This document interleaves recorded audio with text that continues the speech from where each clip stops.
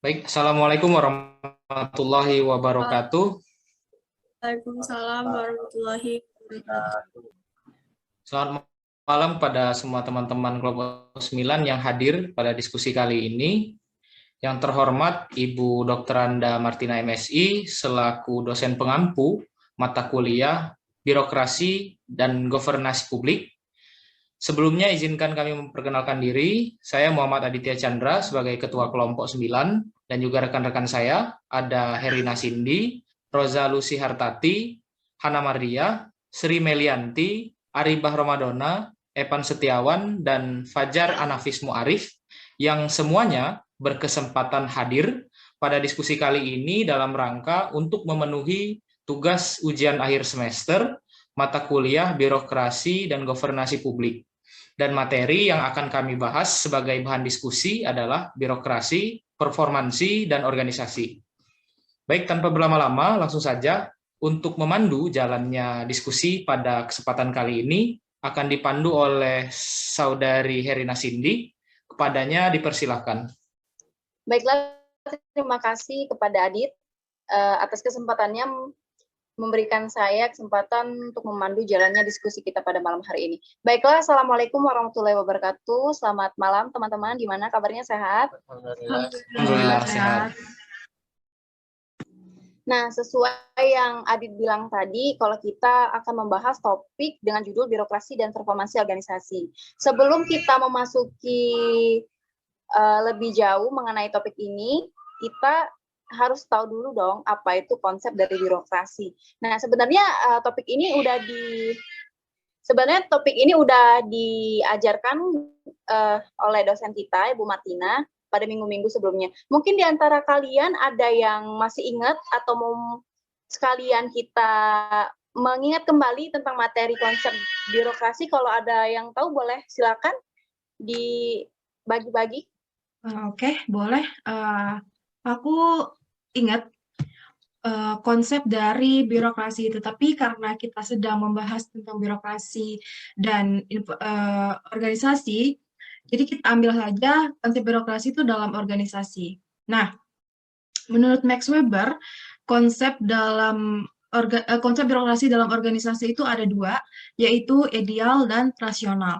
Nah, untuk penerapannya itu sendiri ada beberapa cara, yaitu yang pertama, orang yang menjabat itu secara personal itu bebas, tetapi tidak boleh mencampur urusan pribadi kepada jabatannya. Nah, yang kedua, jabatan-jabatan ini akan disusun secara hierarki atau dari atas ke bawah dan ke samping. Nah, yang ketiga, tupoksi dari jabatan tersebut itu memiliki perbedaan yang spesifik satu sama lainnya. Nah, yang keempat, pejabat ini dalam menjalankan tugasnya harus sesuai dengan kontrak yang beliau tanda tangani sebelumnya. Nah, yang kelima, sebelum menjabat, para pejabat ini harus diseleksi berdasarkan kualifikasi profesionalitasnya, ideal atau tidak, layak atau tidak gitu. Nah, yang keenam, pejabat itu punya gaji dan hak pensiun, yaitu dibagi sesuai dengan tingkat jabatan yang mereka sandang pada saat itu. Nah, yang ketujuh, para pejabat ini mempunyai struktur pengembangan karir yang dipromosikan tuh secara objektif. Nah, yang terakhir, para pejabat itu dalam menjalankan tugasnya selalu dikendalikan dan diawasi oleh suatu sistem secara disiplin. Nah, dari konsep birokrasi dalam organisasi ini mungkin teman-teman mengetahui sesuatu gitu yang berhubungan dengan ini. Gimana teman-teman? Boleh dilanjutkan? Baiklah teman-teman, makasih ya Mei udah kasih tahu kami atau mengingatkan kami kembali mengenai konsep birokrasi menurut Max Weber. Nah, seperti yang Mei bacakan tadi teman-teman, itu adalah birokrasi modern. Yang maksudnya adalah birokrasi yang dibacakan Mei tadi tidak lagi beroperasi seperti zaman kerajaan.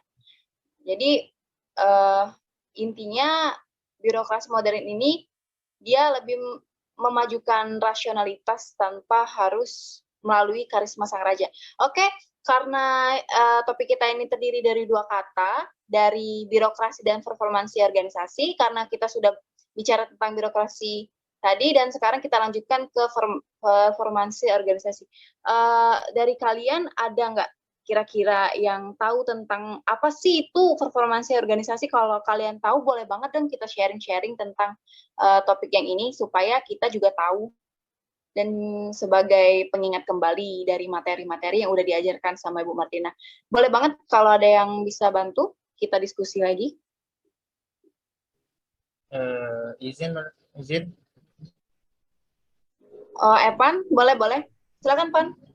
dari materi-materi kita, terutama performansi organisasi, kemarin sempat dibahas oleh Ibu Martina. Ada sedikit-sedikit yang saya ingat, dan juga saya mencari dari sumber-sumber lain mengenai pengertian mengenai tentang performance, yaitu saya mengambil dari beberapa sumber, yaitu isinya sebagai berikut, yaitu mengenai menurut Peter Jenergen dalam Nystrom dan Starbuck tahun 1981 halaman 43. Makna dari performance atau disebut dengan kinerja adalah pelaksanaan tugas-tugas secara aktual. Sedangkan Osborne dalam John Wiley dan Son tahun 1980 halaman 77 menyebutkan sebagai tingkat pencapaian misi organisasi.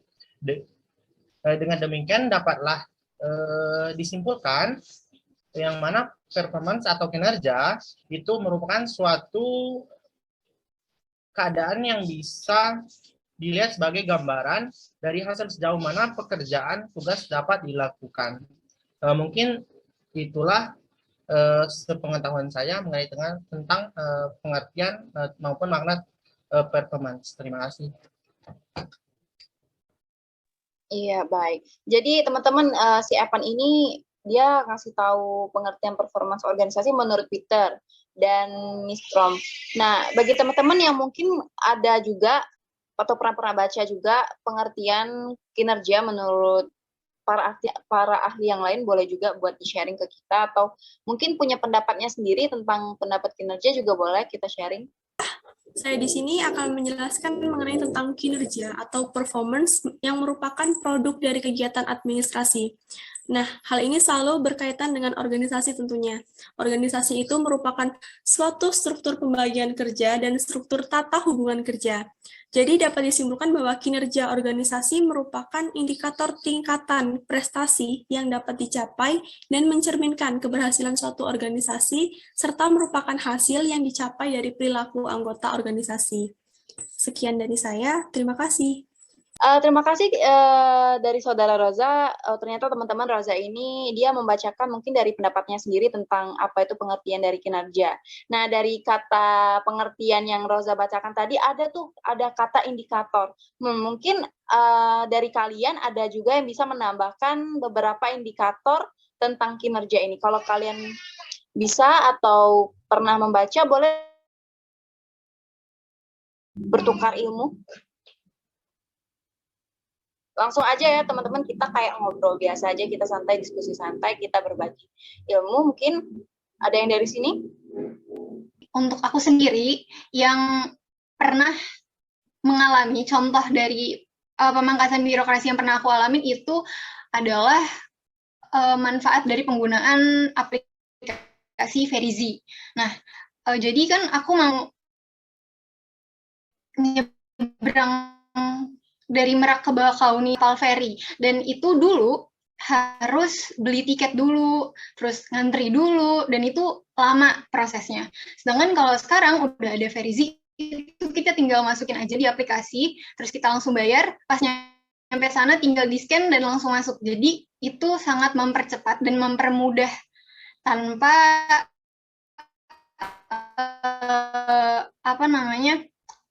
itu sih dari aku. Kalau teman-teman lain ada nggak contoh yang berdasarkan pengalaman sendiri gitu? Kalau untuk aku pribadi ada. waktu tahun kemarin kan kita lagi hangat-hangatnya tentang pandemi COVID kan, dan di situ juga sudah ada vaksin. Nah, sekarang kita nggak perlu susah-susah lagi buat langsung datang ke rumah sakit buat cuma untuk daftar doang. Jadi kita tuh ada aplikasi untuk daftar vaksin. Jadi kita tuh memudahkan dalam registrasi dan mempermudah tenaga kerja untuk dalam memverifikasi data kita. Jadi kita udah daftar di rumah, nanti kita tinggal datang ke rumah sakitnya aja. Jadi kita nggak perlu ngantri buat registrasi dulu. Itu sih kalau dari aku. Mungkin teman-teman ada juga contoh dari kehidupan kalian tentang pemangkasan birokrasi ini, boleh banget dong kita sharing atau berbagi informasi. Ada banyak loh contohnya. Nambahin, kalau aku juga pribadi, apalagi aku sekarang tinggal di Jakarta, itu sangat terbantu dengan tol kan, kita biasanya di sini lewat jalan tol. Nah, kalau dulu kan jalan tol itu kita bayar pakai uang cash gitu. Kalau sekarang jalan tol di sini itu bisanya pakai e-money atau e-tol, jadi langsung gitu. Nggak perlu ada mas-masnya atau mbak-mbaknya yang terima uang kita, terus nanti kita dikasih karcis lagi, baru jalan, itu nggak perlu gitu. Jadi lebih mempermudah dan mempercepat prosesnya gitu. Jadi ternyata pemangkasan birokrasi ini sangat berguna ya bagi kehidupan kita di masa sekarang. Nggak jarang juga nih sangat membantu waktu kita. Oke, terima kasih contohnya tadi dari Hana. Kan kita tuh udah belajar apa itu konsep birokrasi, terus pengertian kinerja atau performansi, terus juga pemangkasan. Nah, pasti ada di antara topik yang kita bahas tadi menimbulkan dukungan dan kritikan terhadap birokrasi. Nah, mungkin dari kalian ada tuh yang bisa nambahin tentang kritik dan dukungan terhadap birokrasi. Bisa banget buat disampaikan pada kami. Ya, di sini kan kita sudah membahas tadi mengenai efisiensi maupun efektivitas dari birokrasi sendiri. Terlepas dari itu, tentunya hal tersebut pasti memiliki sebuah kritikan yang mana telah dibahas pada pertemuan kita dengan Ibu Martina. Terdapat 4 aspek yang pada kritik dan dukungan terhadap birokrasi itu sendiri. Yang pertama aspek penguasaan karyawan, kemudian spesialisasi, perubahan serta manajemen. Yang telah dijelaskan Ibu Martina, birokrasi ini terlalu kaku, merupakan suatu kritikan yang sangat utama pada birokrasi ini. Kemudian pekerjaannya itu saja, melainkan tidak terjadi inovasi lain yang membuat kreativitas dari seorang sumber daya SDM yang mengelola birokrasi tersebut tidak berkembang seperti itu. Kemudian kritik-kritik yang lain juga telah disampaikan para ahli, salah satunya dari Ferdiansa, berpendapat bahwa birokrasi di Indonesia ini sulit menghindar dari berbagai kritik, seperti buruknya pelayanan, besarnya angka kebocoran anggaran, rendahnya profesionalisme dan kompetensi, sulitnya pelaksanaan koordinasi antar institusi, kemudian masih banyaknya tumpang tindih kewenangan antar instansi tersebut, aturan yang tidak sinergis maupun tidak relevan dengan perkembangan yang ada sekarang. Selanjutnya mengenai dukungan, boleh ditambahkan teman-teman.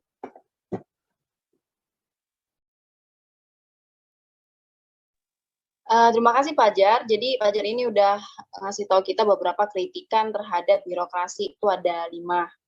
Mungkin kalian udah dengar, dan sekarang ada tentang dukungan juga. Selain kritik ada dukungan juga dong pastinya terhadap birokrasi. Nah, mungkin bagi teman-teman yang bisa memberikan contoh atau aspek-aspek dari dukungan terhadap birokrasi, boleh banget disampaikan ke kita buat sekalian kita belajar bareng atau mengingat kembali apa yang Ibu Martina pernah ajarkan sama kita. Ini sebenarnya kalau nggak salah ini ada 4 ya, ada 4 aspek. Dia tuh ada yang pertama yang aku tahu tuh ada aspek kepuasan karyawan. Nah, dukungan yang diberikan di sini adalah aturan mengurangi ketidakpastian, mengurangi kelicikan, dan akan melindungi karyawan. Nah, ada juga selain itu ada aspek spesialisasi. Nah, dukungan di sini ada juga birokrasi. dapat mengurangi ketidakpastian sehingga menguntungkan karyawan dalam semua aspek pekerjaan dan menjadi lebih pasti dan jelas. Ada juga aspek perubahan. Mungkin ada juga aspek manajemen. Mungkin dari kalian, ini aku mau tahu juga dong dari kalian, ada yang bisa nambahin dari pendapat aku tadi? Ya, baik, izin masuk.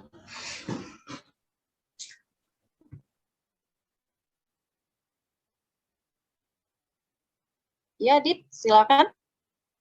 Baik, untuk melanjutkan tadi ya yang sudah disampaikan oleh Herina, selanjutnya itu ada aspek perubahan yang mana bentuk dukungannya adalah bahwasanya birokrasi itu akan menyebabkan munculnya perilaku yang seragam dan bisa diduga.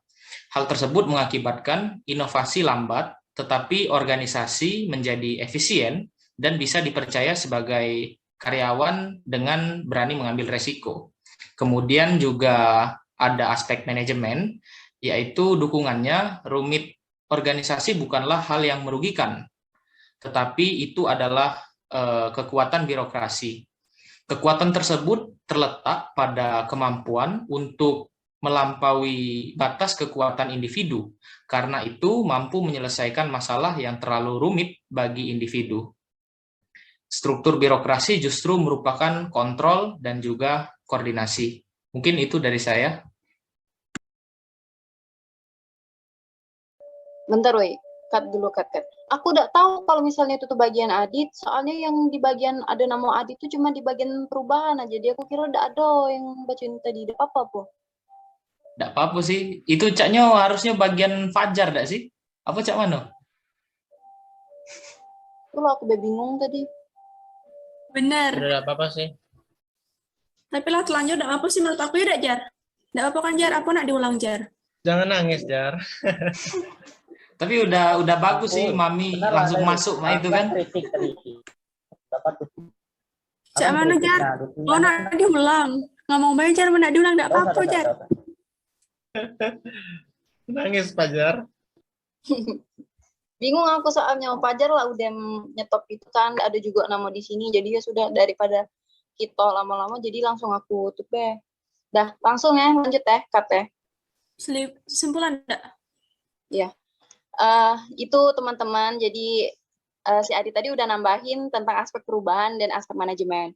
Nah, jadi kita udah berdiskusi tentang birokrasi dan performa. Teman, itulah hasil dari diskusi kita pada malam hari ini dengan tema kinerja birokrasi publik dalam kajian birokrasi publik. Dengan materi birokrasi dan performansi organisasi. Nah, dari diskusi kita yang tadi, saya dapat menyimpulkan bahwasannya kinerja birokrasi pelayanan publik di Indonesia dalam keputusan Menteri Pendayagunaan Aparatur Negara nomor 81 tahun 19